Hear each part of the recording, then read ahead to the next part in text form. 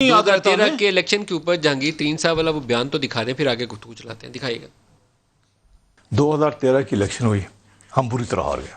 دھاندلی ہم نے چھوڑ کیا، دھاندلی ہوئی مگر چند سیٹوں پہ ہوئی. میں گیا خان صاحب کے پاس، میں نے کہا جی ہم نے اگلی الیکشن جیتنی ہے، اس طرح جس طرح ہم نے پچھلی الیکشن لڑی ہے اور ہمیں ٹکٹ دیے ہم نہیں جیت سکتے. 50% سیٹیں 2013 میں ہم جب ہارے، 50% اس میں ہم سیکنڈ بھی نہیں آئے.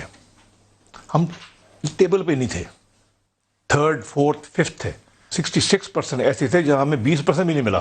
جب تک ہم پولیٹیکل فیملیز کو نہیں لے کے آئیں گے آپ پرائم منسٹر نہیں بن سکتے. جو میری مخالفت ہے نا، وہ لوگ کہتے ہیں جی Jahangir Tareen party take over کرو. Would you like to respond? جی میں بالکل رسپونڈ کرنا چاہوں گا.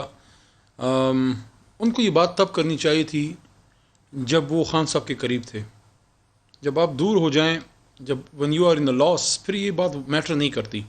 اگر آپ واقعی جو یہ بات ابھی جہانگیر صاحب نے کی ہے، یہ دوبارہ پھر وہی بات آ گئی. ہماری پارٹی کے ایک ممبر ہیں اور آپ میرے سے ان کے بارے میں یہ سوال پوچھ رہے ہیں.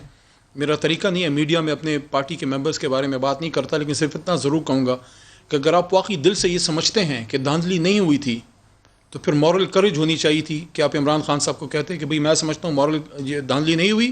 سر وہ شک کا اظہار نہیں کر رہے، وہ بیان دے رہے ہیں کیمرے کے اوپر. I am not with you, ساتھ اس میں نہیں ہوں. لیکن اگر آپ دھرنے میں ہمارے ساتھ تھے، وہ دھرنا کیوں ہوا تھا؟ ہمیں باہر نکلنے کا شوق تھا. کس کا؟ دھرنے کا بھی کلپ چلا دیں جو انہوں نے کہا تھا لا بھائی 50 لاکھ روپے نکال، ذرا میں ان کا دھرنا چلا کے دکھاؤں، بتائیں کہ انہوں نے دھرنے کی کیا سچویشن تھی، ذرا چلائیں وہ بھی.